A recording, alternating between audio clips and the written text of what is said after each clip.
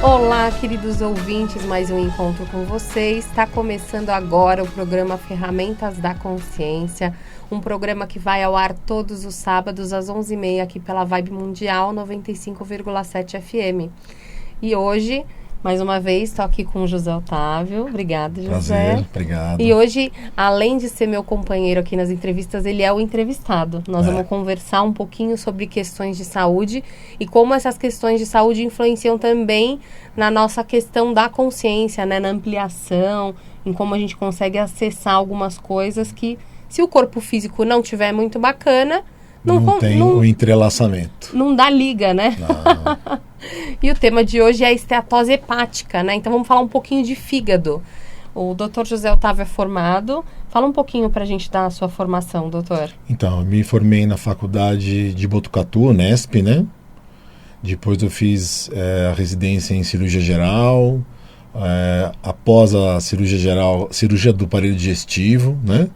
E aí eu fiz uma pós em gastroenterologia, em dispepsias funcionais, né, doenças funcionais do aparelho digestivo, e em seguida a fitoterapia e medicina chinesa. Então, assim, e tudo partindo de uma mudança no meu olhar, né, para atendimento, para a saúde, de um ponto de vista integrativo, né, porque tudo está interagindo com tudo.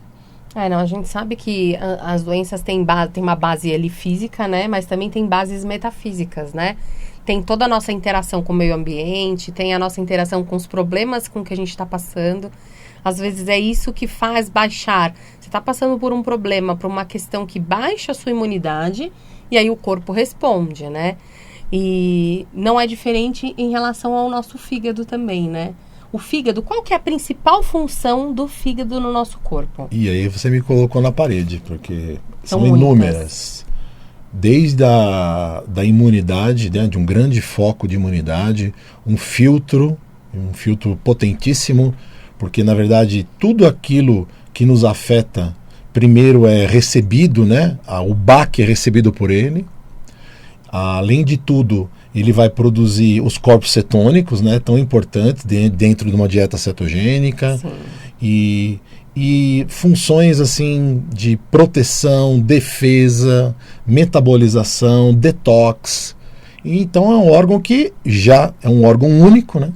E quando ele não funciona, realmente a saúde começa a ficar muito comprometida e a gente tem logo depois da disfunção, da falta de funcionamento adequado dele, a rebarba começa a acontecer para o rim, depois para a circulação, para o coração, para o pulmão, para o intestino.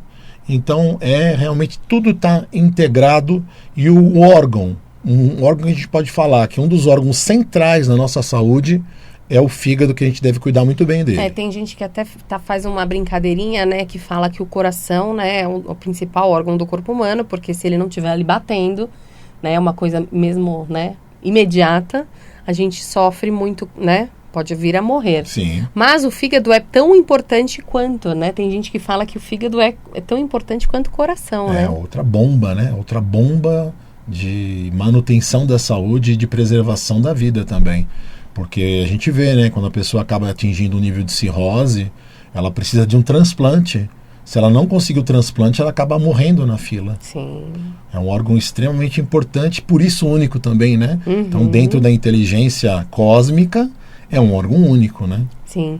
E o fígado também é responsável por metabolizar as coisas, né? Sim. Então, por exemplo, se eu tomar um medicamento, esse medicamento ele é metabolizado pelo fígado, então, né? O fígado tem várias vias metabólicas, inclusive ainda desconhecidas. E se numa mesma via metabólica você estiver tomando um, 2 ou 3 ou 4 remédios, um deles não vai ser metabolizado. Além de você sobrecarregar aquela via, e por aquela via não é só metabolizado os medicamentos, também alimentos, processos enzimáticos, começa a se comprometer. Se a gente pensar que todo mundo não tem uma dieta muito equilibrada, aquela via já está sobrecarregada com paracetamol, com uma dipirona, com um Dorflex da vida, às vezes um uso até indiscriminado, né, que já vem sendo feito pela pessoa, num certo momento a coisa degringola. Eu ia realmente falar sobre o uso Automedicação. Assíduo, né? Automedicação. Quando você usa diariamente remédios para dor ou anti-inflamatórios, isso com certeza, né, contribui aí para essa intoxicação do A gente fígado. está viciado, né, em calador, né? Então a metafísica mostra o contrário. A gente está muito acostumado a tratar os efeitos e não as causas. E a dor, ela realmente é um sintoma bastante incômodo, mas é aquilo que a gente sempre fala aqui no programa, né? Que precisa ser visto, o que está por detrás dessa dor, né? Que grito é esse, né? Qual é o motivo ou os motivos? Sim. Outra coisa que a gente ouve muito falar também que pode causar esteatose hepática ou que pode prejudicar o fígado é o próprio consumo de bebidas alcoólicas exageradamente, né? Sim, então a gente tem assim, por que que o fígado acaba transformando a massa de células que são as células hepáticas, os hepatócitos, né? Tem outras células, mas as principais, a unidade mesmo básica é o hepatócito. Por que que ele é distorcido e vira um tecido gorduroso? Porque essa agressão, ela tem níveis. Então, conforme a agressão vai sendo feita e a regeneração simultaneamente realizada, naquela área, às vezes há um basta. Então, distorceu tanto a arquitetura que começa a ter placas de gordura. Placas, pedaços de gordura. Aí a famosa gordura no fígado. Gordura hepática, esteatose hepática. Só que assim, existe a esteatose hepática não alcoólica e esteatose hepática alcoólica. Hoje em dia, a gente sabe que não tem muita diferença. Então, por exemplo, uma pessoa come muito ultraprocessados, muito açúcar, ou até ela já está com diabetes, essa progressão do dano ao fígado, essa quantidade de gordura, ela vai aumentando numa velocidade tão grande como se tivesse sido, como se fosse por um alcoólatra, por um doente, né, viciado em álcool. Entendi, é semelhante. Então, se a gente pegasse os órgãos isolados do corpo e do comportamento, daria para ser comparado ali essas duas pessoas. Tanto que o Dr. Léo Ribeiro diz, né, que o açúcar é o cigarro do século XXI, e eu concordo e acrescento. Eu acho que o açúcar, ele é tão danoso ao fígado quanto o álcool é para o fígado. Entendi. E agora tem uma outra questão. Por exemplo, eu posso vir a ter esteatose hepática por uma questão genética, por exemplo, triglicérides muito alto. Sim. Isso também pode acontecer. Sim, existem os distúrbios genéticos, hoje estão sendo cada vez mais estudados, né? Uma hipercolesterolemia familiar, ela é muito rara, de 5% para menos, né? Só que quando ela é detectada, ela tem que ser tratada de uma maneira muito, até radical, né? Muito precisa, porque realmente vai haver um depósito de triglicérides exagerado, esse triglicérides vai criar uma capa de gordura e realmente o dano vai ser progressivo. Então, além da dieta, atividade física, hidratação, essa pessoa precisa tomar um inibidor dessa transformação. Entendi. Né, do açúcar no triglicérides, porque tudo tem enzimas, né, tudo existem passos. Né? As enzimas são substâncias químicas que ativam ou desativam as reações. E todas elas estão dependentes de vitaminas. Então, a pessoa que come mal, ou a pessoa que bebe demais, ela, além de ela ter um decréscimo nas vitaminas, ela também não forma novas enzimas e as suas enzimas não funcionam. E se a gente for para o sistema de metabolização, o sistema de metabolização está precário.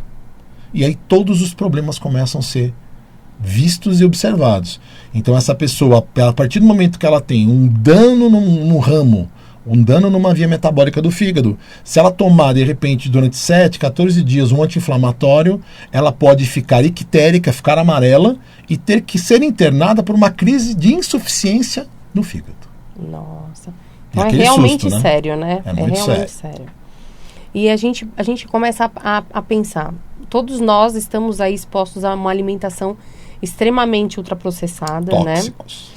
Muito açúcar, né? Gorduras hidrogenadas, eu não sei se isso também interfere, né? Sim. Existe um consumo de álcool totalmente liberado, né? Jovens, muito jovens, já consumindo uma quantidade de álcool realmente grande, né? Mais que socialmente aceito, né? Hoje mais tá que socialmente perigoso, aceito, realmente. Exatamente. E aí a questão é, uma vez que eu tô com um quadro de esteatose hepática, isso pode ser reversível ou a gente só consegue parar o processo em vez de regredir? Não, nós podemos reverter sim. A questão toda é assim. Existem 4 graus hoje conhecidos de gordura no fígado. A partir do momento que você cai no 4º grau, aí nós não temos mais controle se aquilo já tem um caminho, um pezinho na cirrose ou não. E outra coisa, a gordura no fígado grau 4, além de caminhar para a cirrose, ela pode caminhar para câncer. Tá? A proporção para caminhar para câncer ainda é menor do que na hepatite, na crise hepática por álcool. Mas existe esse risco. Então, quando nós temos no ultrassom um estadiamento, né, pela imagem, grau 1, grau 2, grau 3, todos esses graus são reversíveis. Imagino que quando a pessoa chega num grau como esse, ela teve sintomas, né? Sim. Se a gente puder falar aqui para quem está ouvindo a gente lá em casa agora, quais são os principais sintomas que a pessoa começa a sentir, além dela observar, lógico, consumo muita bebida alcoólica, como muito ultraprocessado, ingiro muito açúcar, muita não fritura, tomo né? água, porque é uma questão também muito importante, né, nessa hora, porque você não consegue fazer a filtragem das toxinas, isso vai ficando acumulado lá no fígado, o maior né? detox é a água, né? O maior detox é Mas a água. quais são os sintomas? O que eu posso estar sentindo lá em casa que me vai ligar uma luzinha vermelha e falar, opa, talvez meu fígado não esteja muito bem? Então, uma pessoa que começa a ter dores de cabeça frequentes logo ao acordar, um cansaço extremo, né? Boca amarga, boca seca, má digestão, fraqueza, muitas vezes está associada a dores musculares, insônia. Isso de uma maneira que seja frequente pode nos chamar a atenção. Nós não precisamos esperar ficar com os olhos amarelos, o xixi cor de Coca-Cola, as fezes esbranquiçadas, para pensar numa hepatite, ou seja, numa inflamação aguda, numa crise de fígado. Tá? Porque muitas pessoas convivem com quadros crônicos, arrastados, e se acostumam até aqueles sintomas, dizendo, foi o tempero que eu usei, foi o doce que eu comi. Eu ia falar isso. Tá ligado à alimentação? Por exemplo, eu posso passar mal ou me sentir mal quando eu me alimento? Sentir enjoo, sentir aquele sono muito, muito severo depois da alimentação. Isso também pode ser um sintoma? Digestória, né? Depende de uma refeição muito pesada, pode dar um sono extremo, mal-estar. Diziam até um tempo atrás que o fígado não doía. O fígado dói, sim, do jeito dele, mas dói. Há uma incômodo em faixa, há uma sensação de bola, há uma sensação até de dor em aperto após uma refeição extremamente gordurosa, pesada, abusiva. Sim, pode acontecer. E às vezes você consegue até fazer retrospectivamente, descobrir qual foi o agente, ou os agentes, ou aquilo que eu falo, né? Tanto na gastrite como na questão do fígado, o problema, pessoal, é a repetição.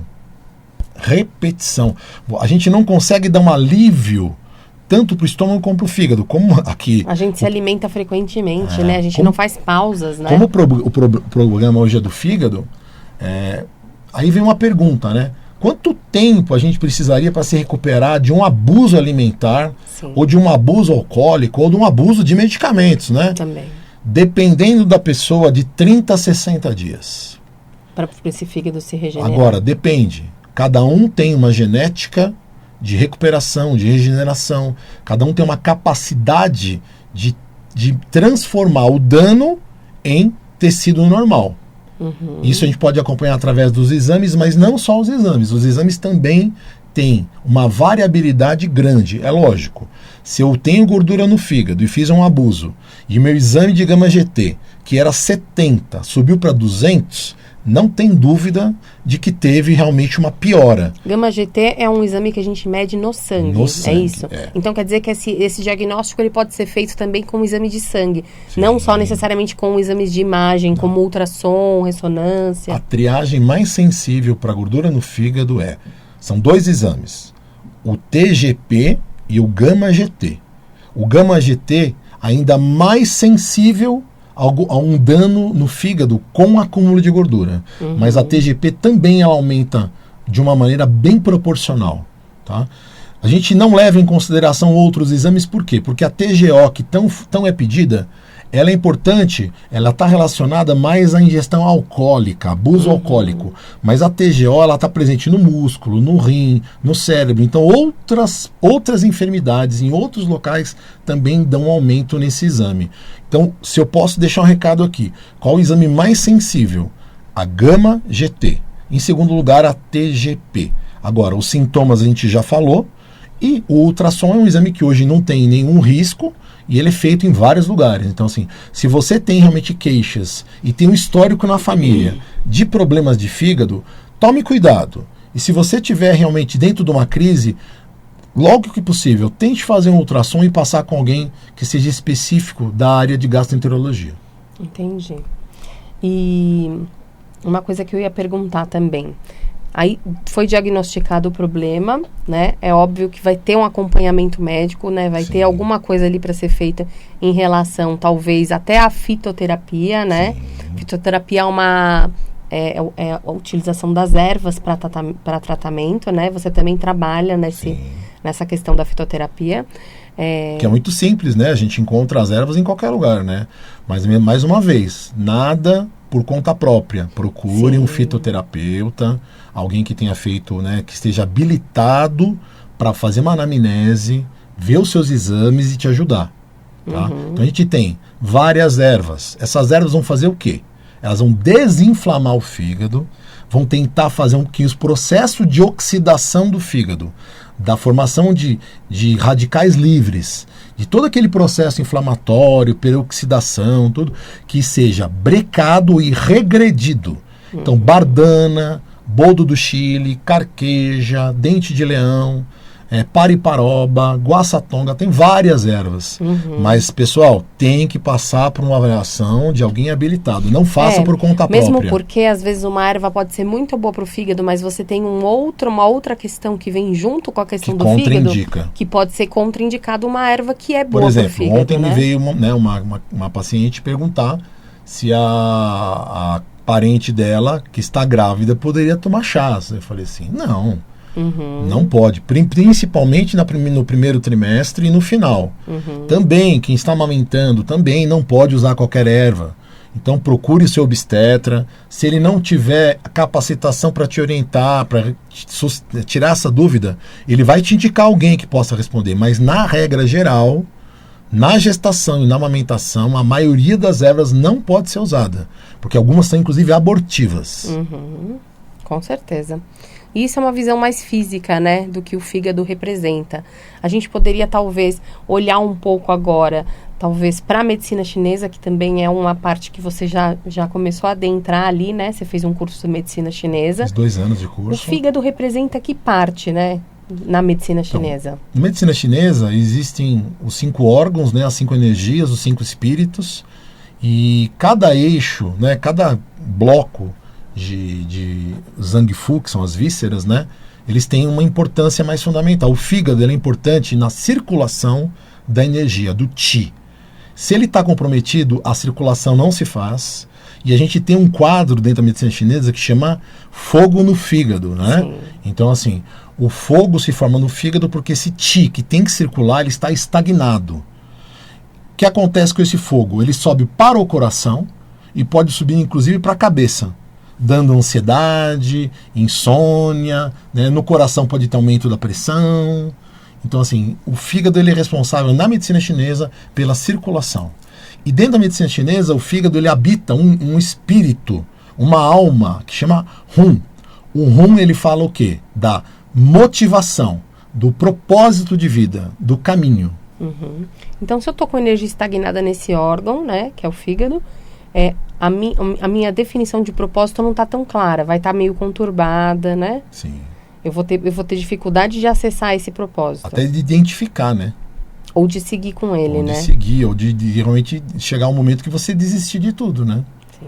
E a medicina chinesa utiliza também de fórmulas, né? Sim. Milenares, né? Fórmulas magistrais. Para tratamento de mais de 5 mil anos. A acupuntura, né? É isso que eu ia falar. Quando você associa a acupuntura com a fórmula magistral, o resultado é muito maior. Mas, assim, sempre O médico chinês ele vai te orientar a mudar a alimentação, ingerir alimentos que inflamem menos, que causem menos mucosidade, menos calor, né? Porque essa gordura no fígado, segundo o ponto de vista da medicina chinesa, que é o fogo no fígado, é excesso de calor. O calor está sendo produzido, ele não há circulação de energia, ele se acumula, é como se realmente torrasse o fígado. Né? Isso é uma coisa muito interessante de pensar, né? Quando você vai se propor a fazer uma mudança, a primeira coisa que você tem que parar e pensar, até quando eu conheci o José e eu conheci todo esse trabalho que ele tem, né, com a questão de desintoxicação, né, dessa alimentação mais saudável, uma alimentação mais voltada para uma longevidade, né, preservar os órgãos, né, trazer realmente o que é nutritivo. E eu perguntei para ele por onde eu começo, que eu imagino que quem está ouvindo a gente também vai perguntar por onde eu começo, né? Então, por onde eu começo? Seria tirando os tóxicos? Reduzindo tóxicos? Exatamente. Então, os tóxicos a gente pode ser ambientes, pessoas, relacionamentos. E na alimentação, o que a gente mais tem de estudo até hoje são os lácteos, né? São os produtos industrializados extremamente adocicados. São os grandes inflamatórios, né? E o glúten, né? Então, o glúten também é muito o quanto isso impacta cada um, aí a gente tem a biorressonância, a gente tem a propedêutica da medicina chinesa, tem a propedêutica da fitoterapia, mas em linhas gerais, assim, se nós reduzirmos a farinha de trigo refinada, as farinhas brancas, reduzir o índice de açúcar, né, que nós ingerimos, as frituras, as gorduras hidrogenadas, né, a margarina da vida, e começarmos a tomar mais água, nós começamos a fazer as mudanças. Essas seriam as primeiras mudanças, assim. Parar de ingerir coisas que estão me prejudicando, né?